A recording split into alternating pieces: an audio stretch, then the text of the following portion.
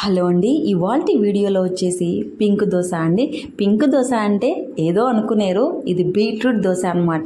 So చాలామంది పిల్లలు beetroot juice అనేది తాగరు. సో ఇలా దోశ రూపంలో చేయిస్తే చాలా ఇష్టపడి తింటూ ఉంటారు పిల్లలు. సో నేనైతే వెరైటీగా ఇలా చేశానమాట. ఇప్పుడు వీడియోలో చూసినట్లయితే ఒక బౌల్లోకి half cup masoor dal, half cup పెసరపప్పు, హాఫ్ కప్పు ఓట్స్ ఇలా ఒక గంట పాటు నానబెట్టుకొని 3 పచ్చిమిర్చి, అల్లము, కొంచెం జీలకర్ర, కట్ చేసుకున్న 2 బీట్రూట్ పీసెస్లో గ్రైండ్ చేసుకోవాలి. ఈ కన్సిస్టెన్సీ అనేది దోశ బ్యాటర్ లాగా రావాలి. ఇప్పుడు వేడివేడి పెన్నం మీద దోశలాగా వేసుకొని అలాగే సన్నగా తరుగుకున్న కొత్తిమీరని అలా చిలకరించుకొని దోశలాగా కాల్చుకొని ఒక ప్లేట్లోకి సర్వ్ చేసుకొని గ్రీన్ చట్నీతో తింటే కనుక ఎంతో టేస్టీగా ఉంటుందండి. పిల్లలకి చాలా మంచిదండి.